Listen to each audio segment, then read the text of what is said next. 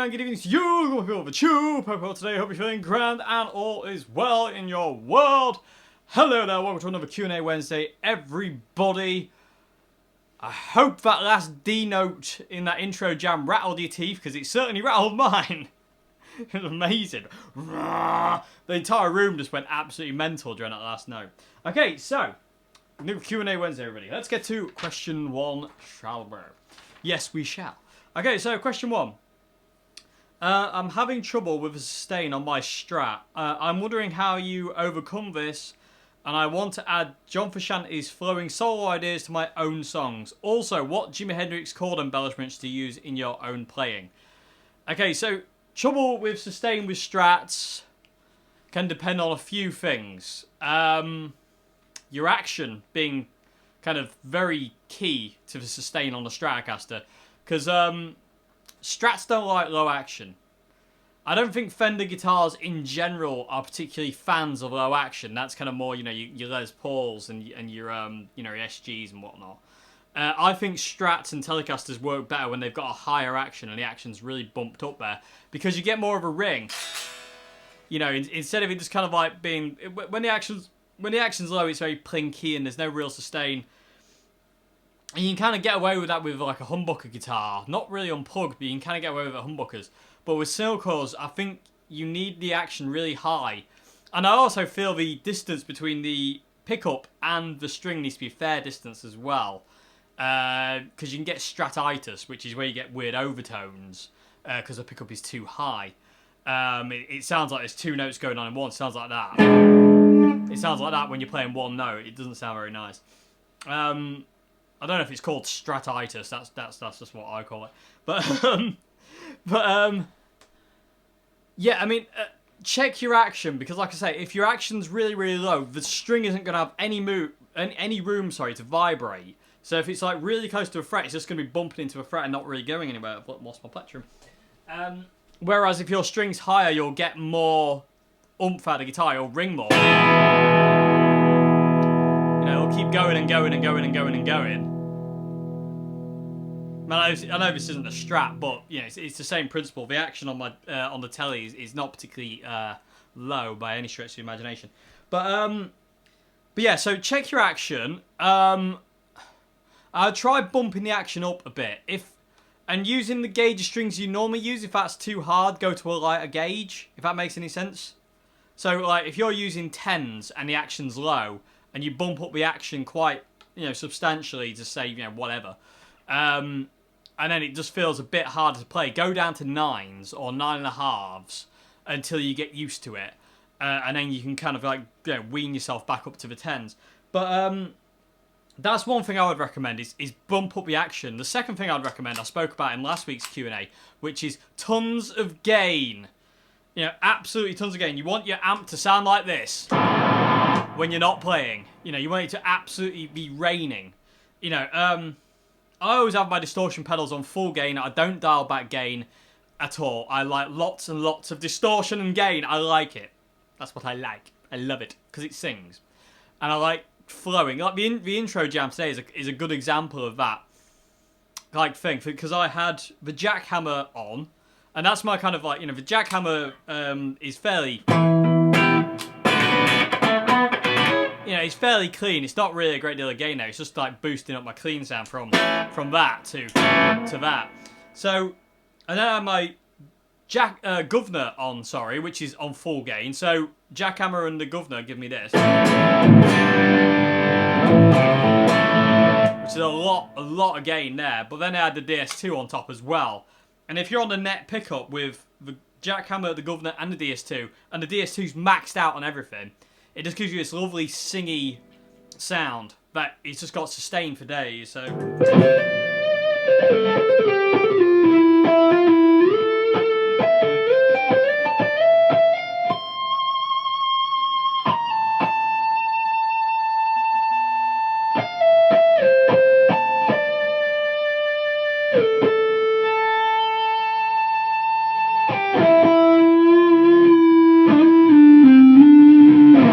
so that's another thing I'd recommend you dive into.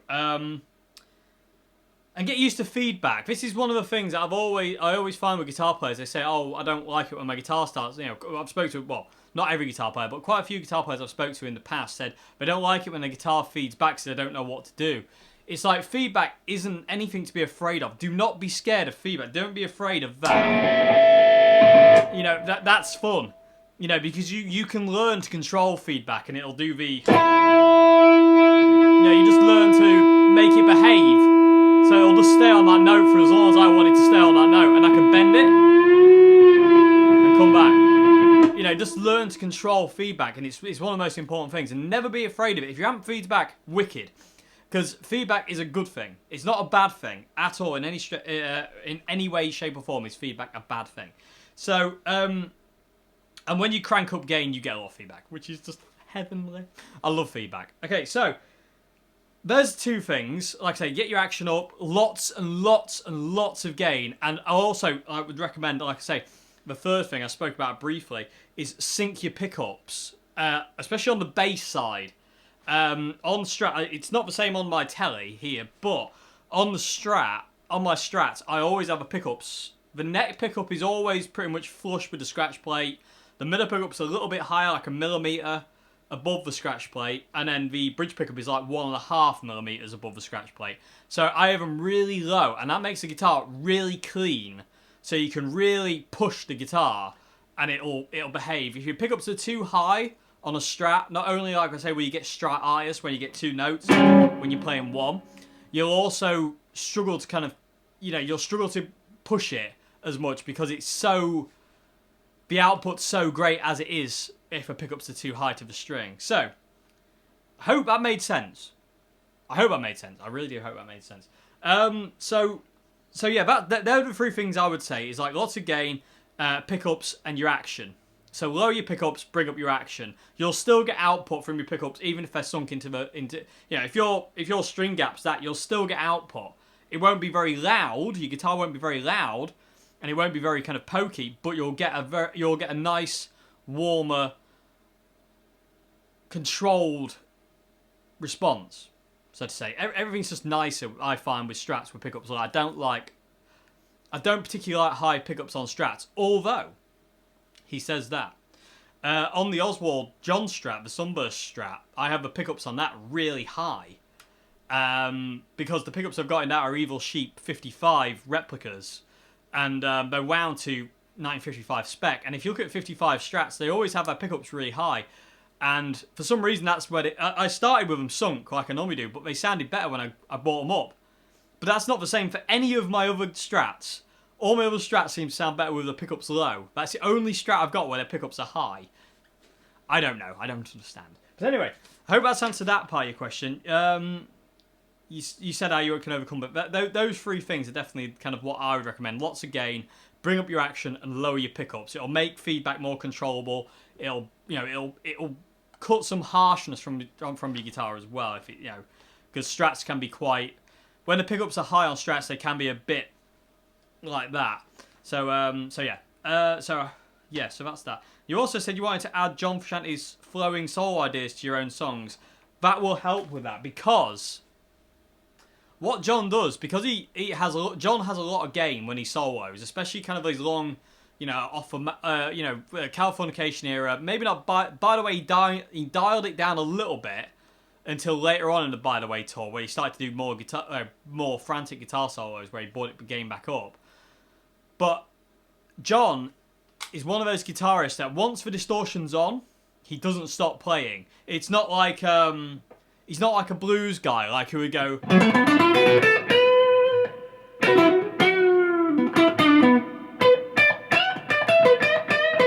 He's not doing that. He kicks on his DS2 and will not stop playing, so it has to flow. Otherwise, this happens.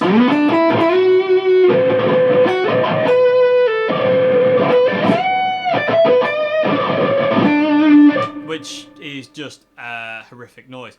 So, once John kicks on his DS2, or fuzz, or whatever he used at the time, mainly DS2, he won't stop playing, and that makes you have to play like it flows. It forces you into that flowy playing because you've got so much gain you can't stop because it makes that noise. So once you kick on your DS2, it's got to go.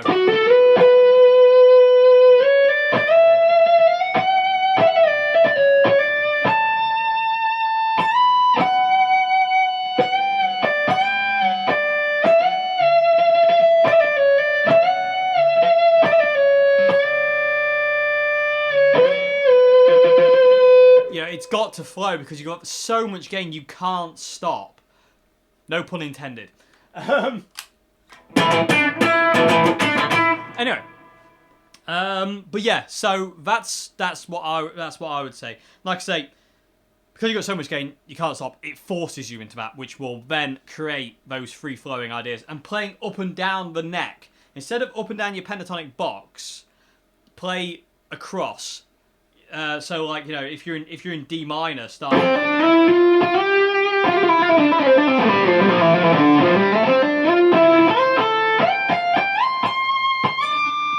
You know, instead of just.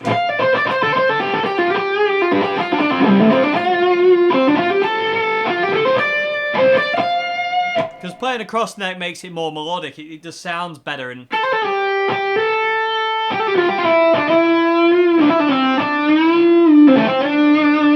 You know, and half-step bends, full-step bends. Half-step bends are normally very, very, very sad sounding.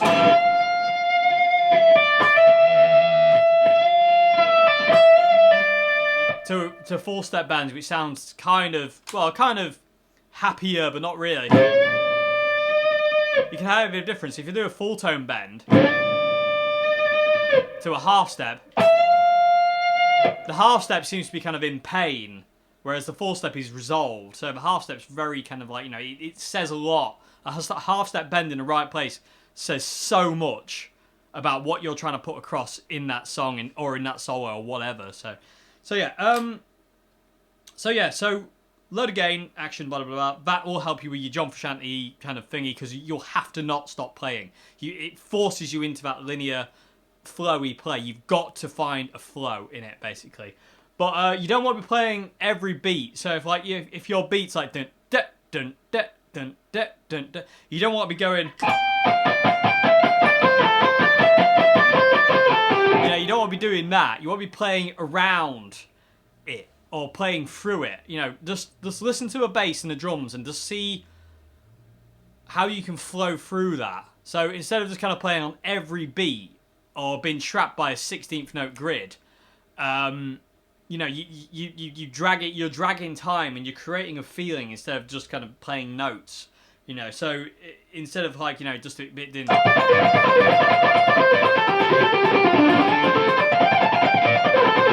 doing this.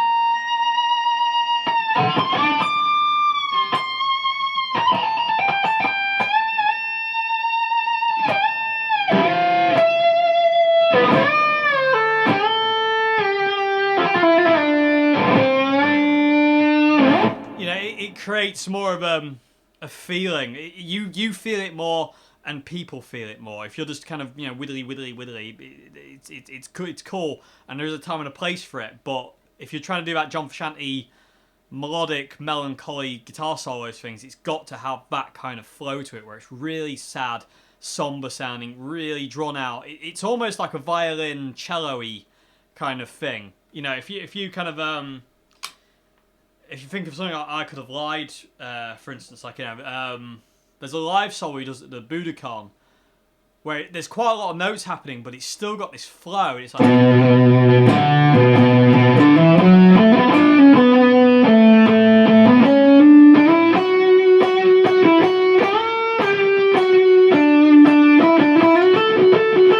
know, it's like that. It's still, there's a lot of notes happening quick, but it's still got this flow to it.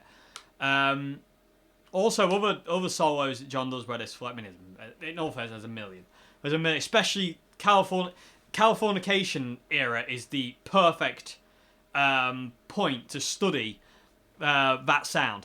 That really lovely free flowing John Frusciante kind of sound, solo sound. So I hope that's answered that question. I can't talk. You also said, what kind of Jimi Hendrix embellishments do I use in my own playing? Well, it's mainly just the diddly dums. I'm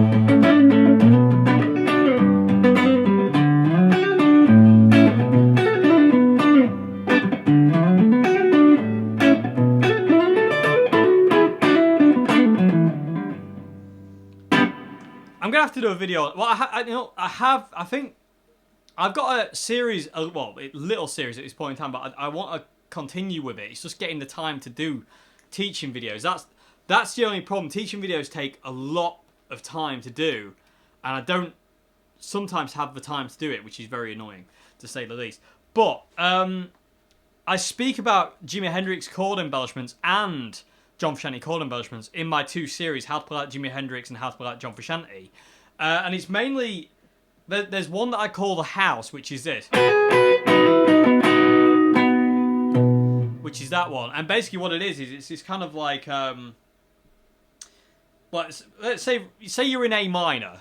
Your first finger wants to bar the 6th... no, sorry, not 6th. Your 8th fret on your B and high E string. So these 2 notes. So those 2 notes. So it's like a double... it's that double stop on the B and high. And then what you do is you hammer on with your ring finger or your middle finger onto the 10th fret on your B string. And then to take it off. So hammer on and then play it again. So play the double stop, hammer on, and then play the double stop on its own. So like that. And then you can kind of go to your 9th fret on your G string. And you could also do the same thing on the high E on the 10th fret. And if you look at it, it looks like a house. So your 9th fret is the roof. Your B string on the 8th and 10th fret are your 2nd floor of the house. And then your high E string on the 8th and 10th fret are your 1st floor. So that shape will give you all that kind of thing. And then you can add like then you can add the chimney of the house. I think I'm mental. Anyway, but the chimney is this. What is this one is if you're playing that over A minor, so your A minor, say your bass player is doing an A minor, and then the song changes to C major, you can then add this, and then back to your A. So this next one, which is basically the chimney of the house, so to say, it's just off center, you know, and it juts out into the sky basically. I hope that's making sense. It probably sounds like I'm a nutcase, but this double stop is between first finger wants to be on the 7th fret on your G, and then your ring finger, your middle finger wants to be on the 8th fret on the B. And it's the same principle again, but you hammer onto the 9th fret on your G string.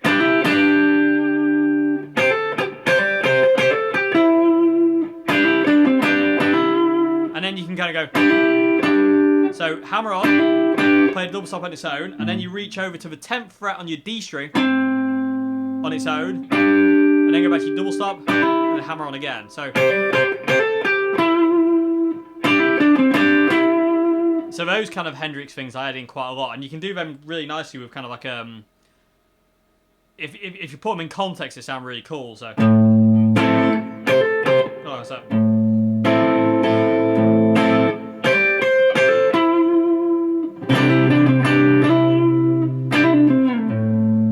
And then you get your usual diddly dums out of your minor pentatonic, which.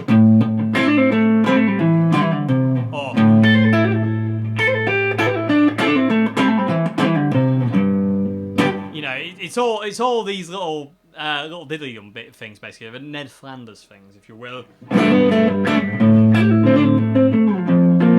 And when it's a major chord, you can use the double stop on the G and the B.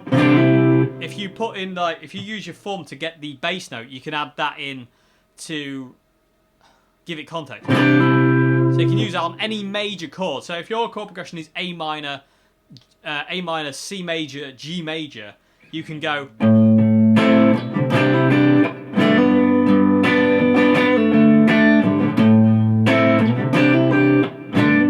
And it's really lovely. it's so melodic, it's unreal. And then on the minor chords, you just want to be adding your minor pentatonic diddly-dums, like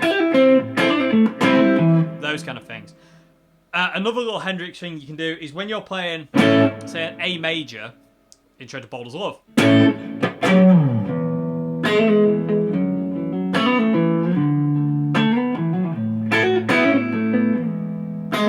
Anyway, I'm supposed to be teaching. Sorry. Jimmy songs get me waylaid. Okay, so, yeah, if you're playing us a major chord, like that, you can do your diddly-dum. Like that. So it's just basically taking your ring finger off, hammering onto the... If you're playing an A major, hammering onto the... from the 6th fret to the 7th fret on the G, and then resolving it to your A note on the D string on the 7th fret. And then you can also take your little finger and do the high E string and the B string. I actually have a little... I did come up with a little exercise that's based on Pretty Little Ditty by the Chili Peppers, and I spoke about it in my How to Play Like John Frusciante series, which is kind of like...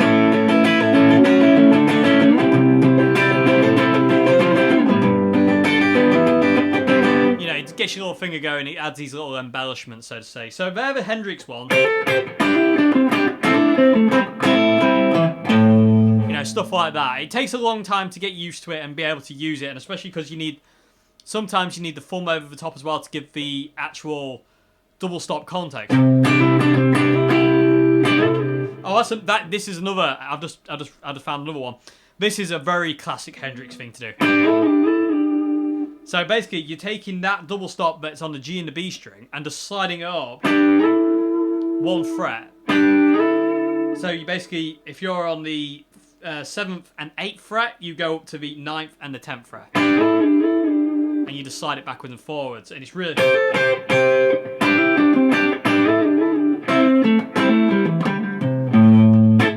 and into your song.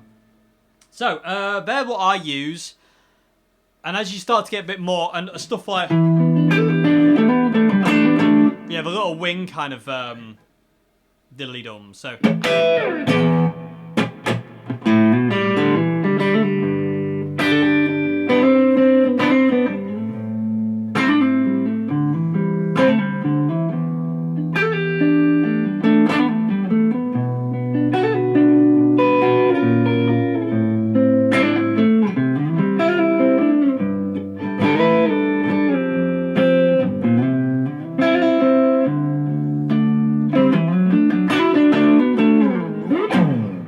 That wasn't played in Jimi Hendrix style. Jimmy's style is a little bit different. I'm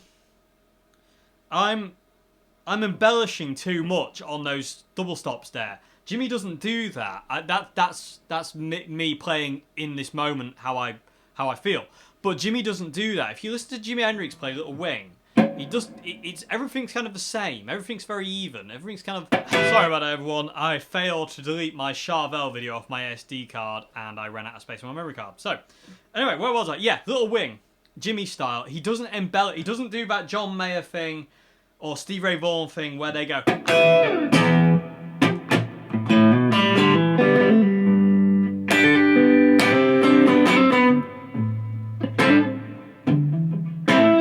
He doesn't do that. Jimmy doesn't. That's not what Jimmy does. Jimmy's take on Little Wing is a lot more softer, a lot more free-flowing. It's not as staccato-y and staggery as that it does there.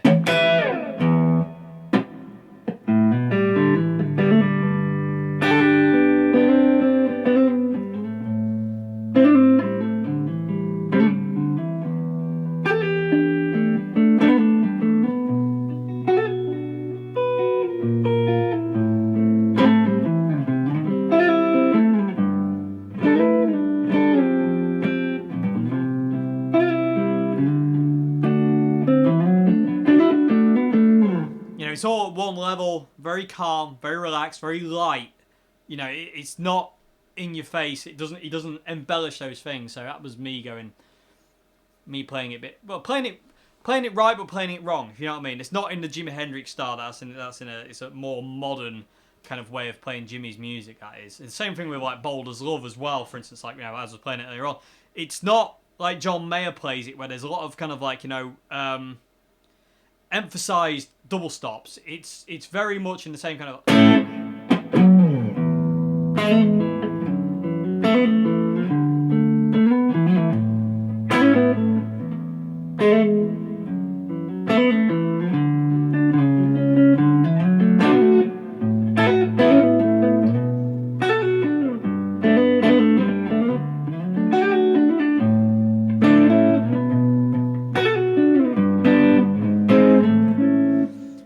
Whereas John Mayer's version is a lot more kind of staccato. It's a lot like back, a lot of kind of stuff like. It's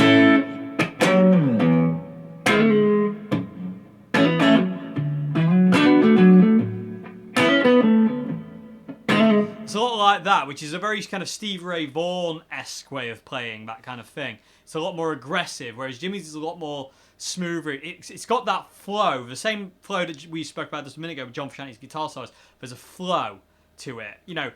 Things aren't embellished, things aren't emphasized. It's just the sound. When you're playing it, it's not. It's not that. It's. And there is a difference. I hope you can hear the difference. I don't know if I'm doing it well enough. Probably not, but I hope I am. You can kind of hear there's a slight. In consideration to Jimmy, which who would go. Or if he was really digging in, he would dig in on the bass note as well. But he would never kind of stop and do that John Mayer kind of staggered thing where it's... you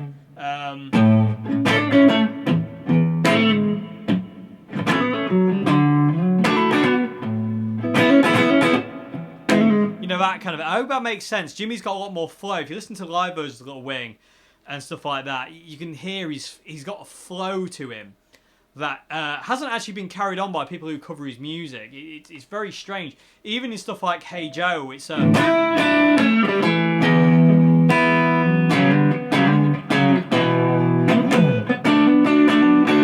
a flow.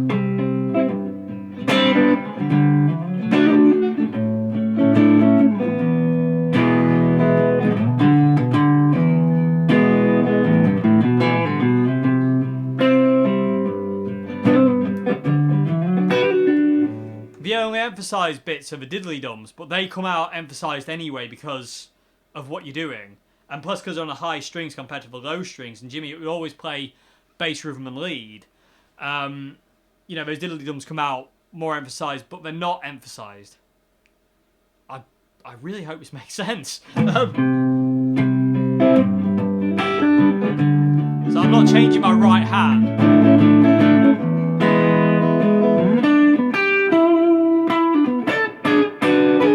And you can see Jimmy didn't have a heavy right hand. Jimmy's hand floats a lot. He's got a real, especially if you like watch like Killing Floor or anything like that. He's got his. Anyway, how long have I spoke about this for? This is like the longest answer to a first question ever. Tangent boy is in effect. Anyway, is it tangent now? Because technically it's not. Could it be true? Have I actually spoke about the subject? I don't know, probably not. But anyway. But yeah, so that's kind of chord embellishments. I've definitely gone off the subject, yeah. But that's okay, Okay, so yeah, they're the chord embellishments I do. But say, for Jimi Hendrix stuff, it's got a flow to it. It's not staggered like John Mayer. It's got... like, One Rainy Wish...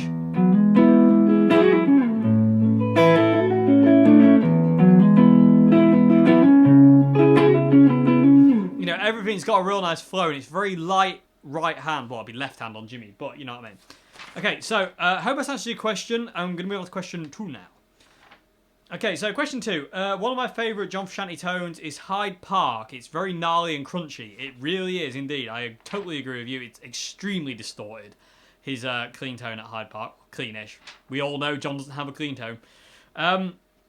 I heard you say you were there for one of the shows. Do you remember his guitar sounding anything like it sounds on the album, or is this as a consequence of recording and miking?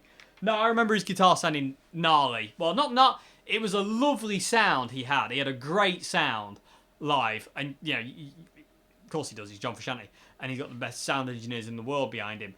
But one thing I will say is, I remember being at the right side of the stage. I was on John's side of the stage because that's where else would you think you'd find me? at a Chili Peppers gig. I was on the right side of the stage, and Dave Lee, they wheeled his Marshalls forward first. They were already on, so they wheeled his Marshalls forward. They got James Brown was on before the Chili Peppers. That was immense. But James Brown was on before the Chili Peppers, and they got James Brown stuff off. And I saw them wheel John's Marshalls into the back of the stage about 3/4 away through James Brown's set. They wheeled them into the back. I remember seeing them getting wheeled in. And I was like, going a bit mental at that point. Anyway, when they got James Brown's stuff off, they moved them into place. I don't remember Dave Lee doing it. But I remember somebody doing it. I don't think it was Dave Lee. The first time I saw Dave Lee was they bought John's pedal board out on a huge flight case. It looked like a flight case for a Marshall cab. And they had it on this flight case. And there was two of them. There was Dave Lee and somebody else. And they both had to lift it off onto the ground. It wasn't a one-person job, John's pedal board at Hyde Park. It was two-people job. Anyway, they lifted it down. And Dave Lee wired it all up and set it all up and clicked it all in. And I remember Dave Lee sound checking John's amps. And the PA was blaring out music. But you could very distinctly hear Dave Lee going like that and going back to the Marshalls and just tweaking them to get them into the right spot. But it is one thing to note that I remember he sound checked with his 62 Strat. And it was one thing to note. It was big. The set, I mean, I could hear it over the PA and it wasn't going through the PA. That just gives you an idea of how loud John Frusciante's setup was. The Marshall Major and the Jubilee together, you could hear it over the PA. Not amazingly, but you could still hear it. It was kind of like, as kind of like the PA's going, it was very defined of what you could hear still. And that's, I mean, that's impressive. It might have been a bit of bleed through the PA, but I highly doubt it at that point in time. But it was just line checking, basically, and just making sure the amp sounded the way it was. But it did sound very... It was more distorted than that, actually. It was a lot... Let's see if we can... There it is. I remember, yeah, that's it. That's what it sounded like. But it was a Strat. It didn't sound as bassy as this. It was a bit brighter, but that's what it sounded like. It was really distorted. And if you hear the intro to Hyde Park,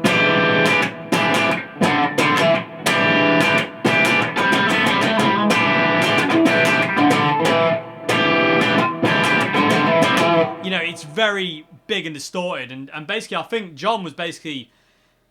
I don't know what was going on in that gig, but I'm guessing the Silver Jubilee and the Marshall Major were run... Well, he always ran his Silver Jubilee pretty much on full whack, I think, from what I can tell. It would have to be on full whack to keep up with the Major. But one of the amps was running dirty, right, really dirty compared to the other. And it wouldn't surprise me if it was the Jubilee. Because it doesn't sound... like an old Marshall Plexis broken up kind of sound. A broken up sound on the Plexi is a little bit cleaner than that. It's got the gnarl, but it doesn't. It sounds more like this Silver Jubilee to me. It's got this kind of.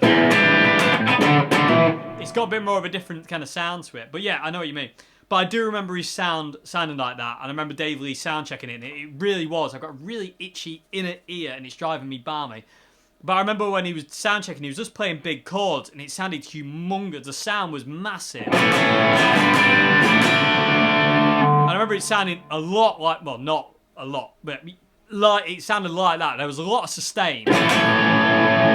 When he hit a chord, it rang out a lot, and he just kept going back and tweaking the Marshalls to how how he knew John wanted them. Yeah, because John's sound is very, very overdriven in that gig. Very, very overdriven and very, very gnarly. And then he checked his DS2 as well. I remember him just checking his DS2. He just went up to the DS2 and went... And then he checked it with chorus. I remember hearing this kind of sound. And literally, that was about it. And then, then he walked off and got his Les Paul. And that was the first time I'd seen John's black Les Paul Custom. I was like, he's got a Les Paul Custom.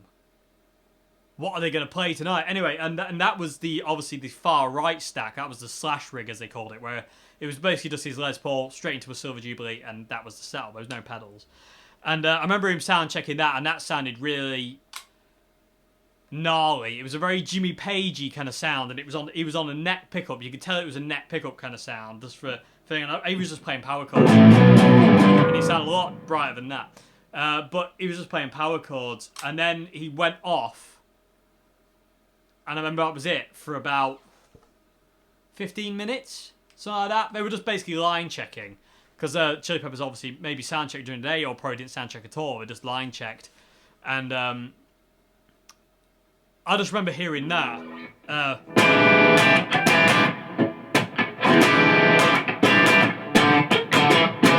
You know, because they started all the Hyde Park shows fairly similarly, so I've heard. But it's that kind of jam. But I remember John came walking out. I expected him to see him with long hair, and he hadn't. He had a lumberjack shirt on, jeans on, and a beanie hat, and his Telecaster, which the Telly was a very prominent guitar for him at Hyde Park, actually, maybe even over his Strat. I remember seeing he used his Telecaster a lot in Hyde Park. He used it for Parallel Universe. He used it for the intro and Around the World and stuff like that. He used his Strat for stuff like Scar Tissue and By the Way and Mini Epic. I saw him play Mini Epic, and give it away. But there was a lot of switching between his Telecaster and his Strat. But the Telecaster was prominent at that point. He used his Telecustom a lot at the Hyde Park shows, and I think actually that's got a lot to do with the sound. Come to think of it now, that's got a lot to do with the sound of Hyde Park. I think his Telecaster's a little bit more distorted than his Stratocaster. I think his Strat's a lot cleaner. But I do remember his sound being very gnarly. Well, not gnarly, but more distorted than I would expect.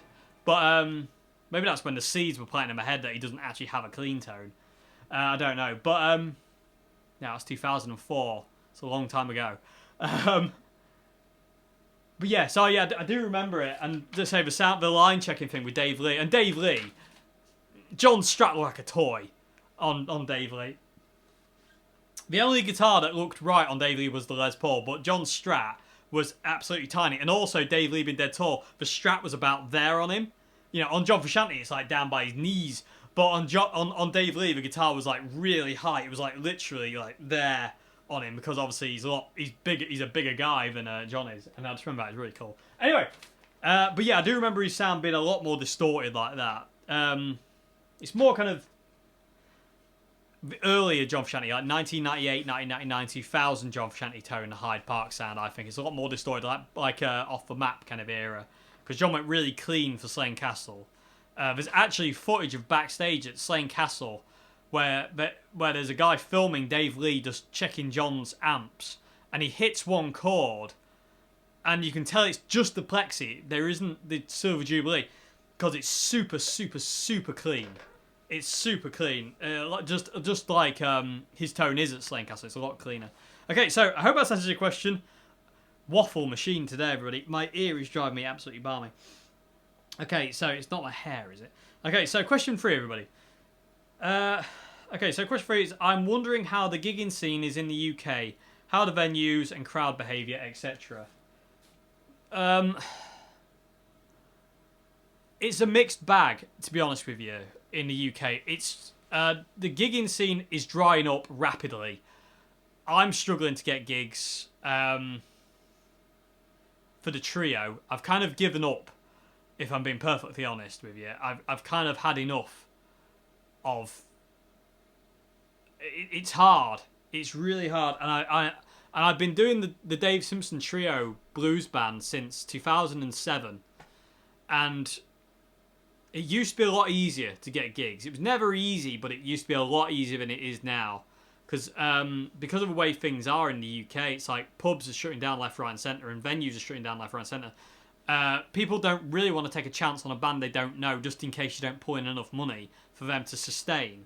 And I can totally understand that. So there's a lot of venues and a lot that aren't willing to take the chance on an unknown band, and that's totally understandable. Totally understandable.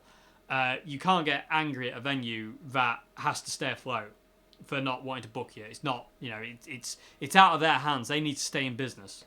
But the problem with that is it does leave you with literally nowhere to play. The trio this year have probably we've only had a handful of gigs, but we play two venues in Newark called the Flying Circus and the Fox and Crown. They're really, really awesome venues. And then we've got a couple. We had a couple here and there, but nothing major. And in all fairness, the gig scene, I think, it's getting harder and harder. And people's attitude towards live music over here, it just seems to be getting less and less. You're more of an annoyance sometimes, not all the time, but I have done gigs where you'll start Red House and you'll be like, right, song's called Red House, and you go,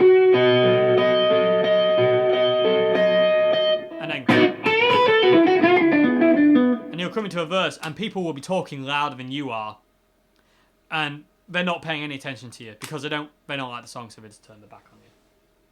You know, and stick down. But yeah, that's it's not great. You need backing to be able to gig constantly. You need a lot of backing, and if you don't have that, you're gonna struggle. So I really struggle to get gigs for the trio right now. It's really hard work. So the trio's kind of like on hold at this point in time. Well, not on hold, but kind of like, you know, I need a break from the stress of trying to book a gig and get gigs. It's tiring. It's worn me out, if I'm being perfectly honest. It's really demoralised me and really worn me out. Because it's really hard, really, really difficult to get gigs. Being an unknown band. If nobody knows who you are, you're going to struggle. You know, and that's fair enough, because it's for the right reasons you're going to struggle. It's not because the venue hates you or anything like that. And there could be part of that in there as well, maybe. Or you're not the right kind of music for what they want. But it's the sad state of affairs these days, and it's just getting harder and harder, and there's a lot less openness to original music. And if you're not playing what people want to hear, you know, if you're not a glorified jukebox, then you've got no chance, in my opinion. I mean, it's a bit of a strong statement, but from my own experience, I mean, I had to stop doing my own original music because people wanted to hear Thin Lizzy or more Jimi Hendrix or Rory Gallagher. You know, I stopped doing my own music because people wanted to hear that more. Because if you play your own song, it's normally the time people turn off, leave, go to the bar, you know, whatever. They'll do anything but listen to you. Because if you say this is your own original song, got to a point where I stopped introducing songs as an original, because then people don't know, and if they don't know, they might enjoy it. But live music isn't great in England right now, and it's just getting worse. As far as I'm concerned, if the way, well, not as far as I'm concerned, but the way I see it, it's getting worse, and it's just difficult. It's so hard, and it's demoralising, and it's tiring, and it's worn me out to the point where I am actually kind of like fed up of trying. So I'm taking a bit of a break from trying right now, just because I need to for my own mental well-being, because it's just so difficult. It's so tiring, so draining. It's just like when you ring a venue, ask them will they book you, and they say yes, email over your details, and you email over your details and you don't hear anything for a month, and then you message them back saying, you know, have you heard what we sent to you, or have you thought about booking us? Oh no, just email us your details. So you email them again and you wait another month, and then, or a couple of weeks, and then the same thing keeps going, keeps on like that. You lose hope eventually. There's only so much you can hack of that kind of thing until you go, right, I can't do this. I need to stop. I need a break, or somebody else needs to do it. Yeah, it's just too much hard work. So yeah, I'm not looking. I am looking for gigs for the trio at this point in time, but there isn't any about. If I rang some of the venues we play quite a lot of, I'm sure we could get gigs. But at this point in time, I'm worn out by it all. So I'm just taking a break from it. But the music scene is hard. Some gigs you'll get that are absolutely amazing, and the crowd are dead responsive, and they love everything you do, and they get up and they dance, and it's amazing. And then some gigs you'll get people threatening you, throwing stuff at you, telling you rubbish, leaving, not paying any attention to you whatsoever. The trio did a gig once in a pub. We played an entire gig to the back of people's heads because they were busy watching football. Oh no, the athletics. It was people were busy watching athletics on TV, and we were playing down the other end of a pub. We played the entire gig to the back of people's heads, and it was just like it demoralises you. Eventually, it just wears on you, becomes this heavy burden, this weight, and eventually you're just like, I can't do this. I need to stop for a bit and just take a break. So yeah, it's not great. It's not great. It used to be better. It used to be a lot better than it is now. But that comes down to the cheapening of music, and how easy music is to access now, and how easy it is to download your favourite song instead of your favourite album or whatever. You know, there's a lot of cheapening of music that big companies have. They've ruined it. Really, if I'm being perfectly honest, there's a lot big companies have to answer for the state of music today. You know, especially in the UK. It's just the music scene in the UK is terrible, absolutely terrible as far as I can say. It's very closed-minded, and that's cool. If you're not part of the chosen crowd, then good luck. Yeah, that's the way it feels and seems to me. It's like, yeah, if you haven't got the backing or you haven't got this, that, and the other, good luck with that one.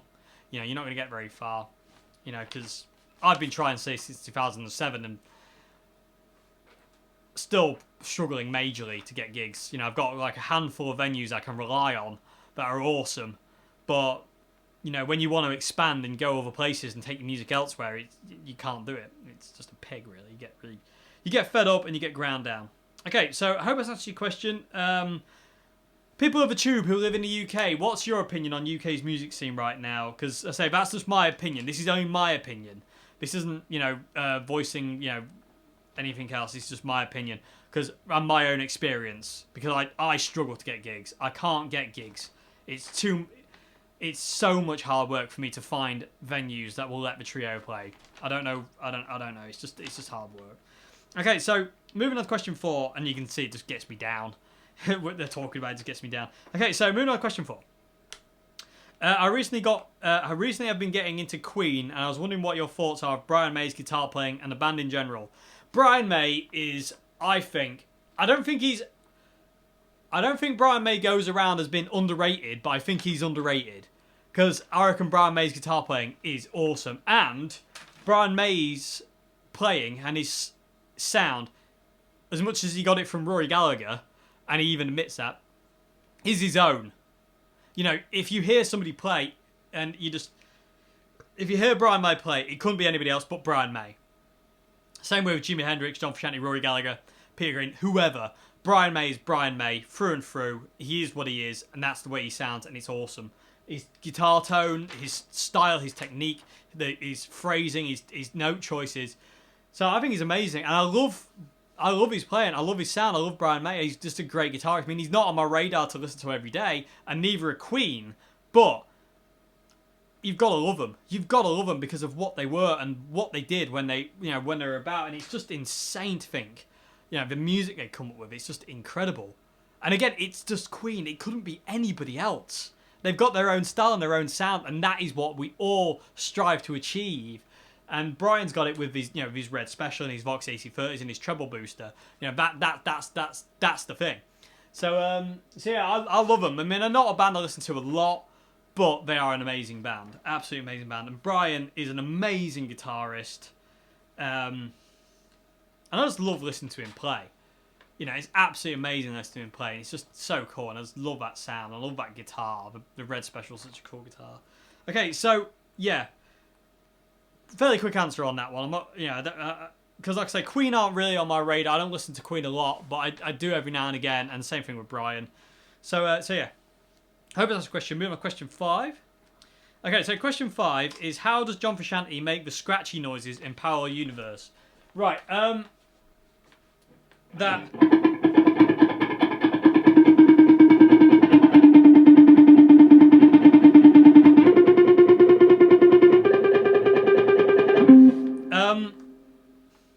It's the side of his pick, more than anything. I had to play to figure it, but it's the side of his pick. He's not picking with the tip. That'd just be that. I can't play like that, actually. I actually play all the time with the side of a plectrum. I never play with the tip of the plectrum. It's always kind of off-center. It's always that part of the plectrum that I always play with, but it's that side of... side of a plectrum, you're going to hear. And also, you got to be aware that Flea's doing the exact same thing on the bass, and Flea's scratchy sound is really prominent over John's.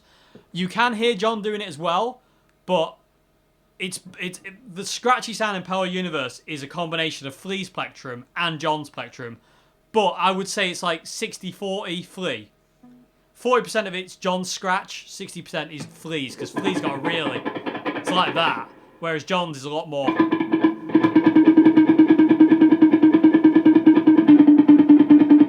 You know, it's got a lot more of a note in there, so... but it's just the side of his plectrum and just digging in, basically. You can see him just...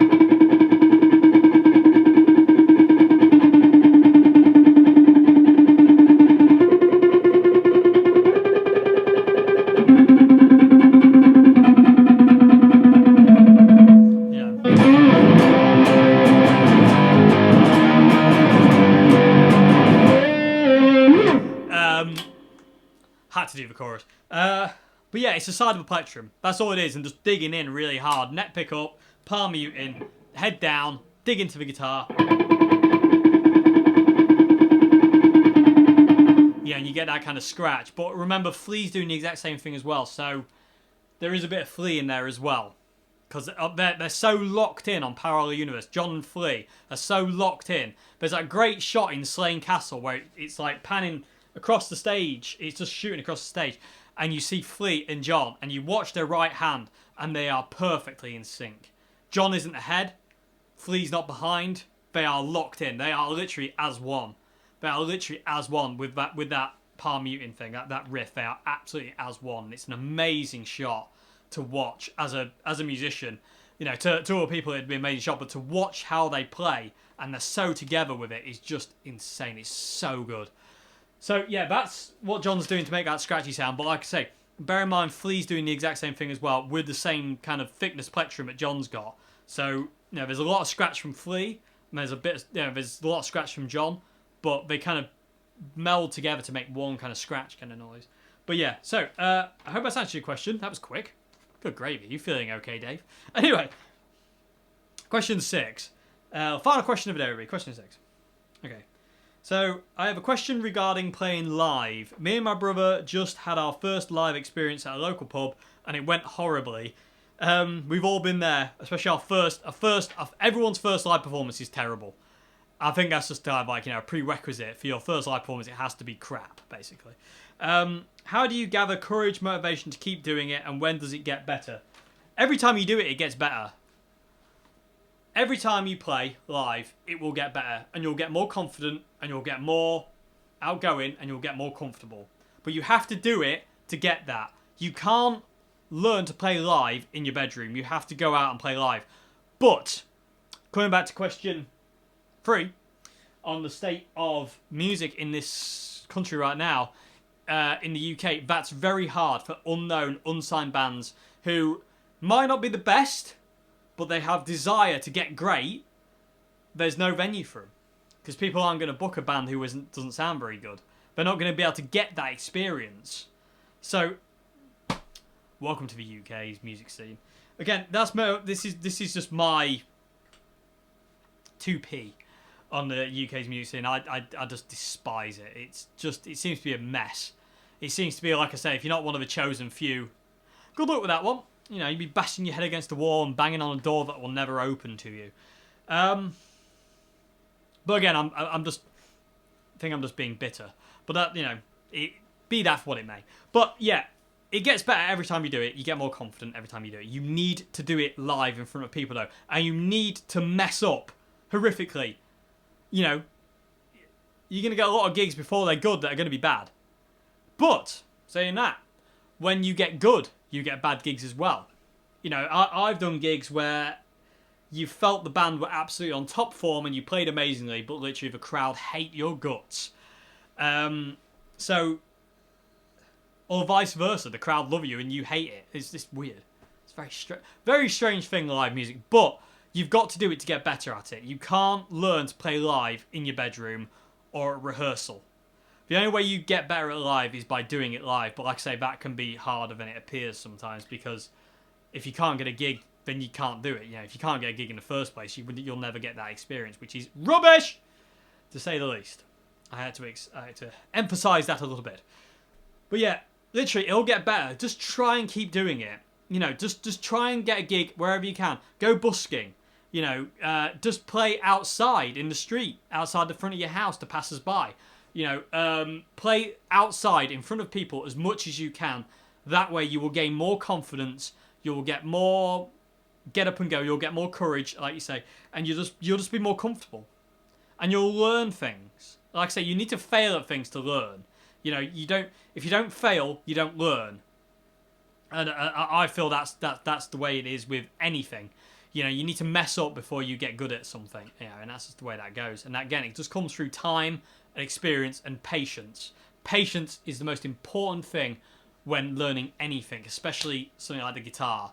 Things don't happen in a week. Things don't happen in a year. They happen in multiple years.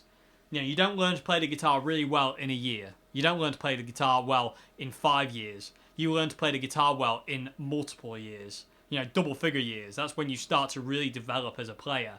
You know, that's when you start to find yourself, not whoever you're trying to emulate at that time. That's when all your heroes become you, because you amalgamate everyone, and you just become an amalgamation of all your heroes. And when you do that, you become you. It's the John Mayer saying, you sound like yourself when you fail to sound like your heroes. Okay, so yeah, what I would say there is just keep doing it as much as you can. Like I say, do anything you can to play live, and wherever you can to play live. You know, just like I say, if you go busking in the street, it's a good experience. If you go playing wherever, it's good experience. If you just play outside just for your own amusement, it's good experience. In your back garden with neighbours listening, you know, it's good experience. You know, you'll learn. It's just a learning curve. It takes time. Be prepared for it to take time. It's not going to happen next week, and it won't happen at your next gig, and it might not happen at the next gig, but you will get more comfortable and more confident, and it will happen eventually. It's just time. Time and patience is key to everything. Just giving everything time to develop. You can't rush anything. If you rush it, you won't learn. You need to fail at things for a multitude of times before you start to get good at something. Failure is the way to success. You know, basically. Copyright 2018, Dave Simpson. But yeah, I hope that makes sense. But yeah, the more you do it, the better you'll get at it, the more confident you'll get at it, and it'll just become easier. You'll get there. But even then, you know, you get hard gigs, you get tough gigs. It's just, you know, look at the draw. You can be playing Rock in Rio in front of thousands and thousands of people and have the worst night ever. You know, it all comes down to the music gods, the higher power that dictates what's going on in your life or what's going on that day with whatever. You know, it's unpredictable. Everything's unpredictable, so you just take it for what it is. If it was bad, it was bad. If it was good, it was good. If it was awesome, it was awesome. If it was absolutely diabolical, it was diabolical. But you've got to try and not get het up on it. It's impossible to do that, but you've got to try. Okay, so, yes, I hope I've answered everyone's questions okay today, everybody. There's been a fair bit of rambling, but I hope you've enjoyed this Q&A. And, yeah, I will see you on Friday for a how many tones can you get out of 1 amp video. CR120 coming back into action with that series again. I've kind of been neglecting certain things, really. Well, not neglecting, I just haven't had time to do it because I've had so many other things I've had to get done and whatnot. But yeah, so Friday, Angus Young, everybody, AC/DC tone, straight into the CR120. I have no idea what guitar I'm using yet, but we will find out in due course. So yeah, yeah, I'll see you on Friday, everybody. Have a great one until then. Have a great morning, afternoon, good evening. Goodbye now.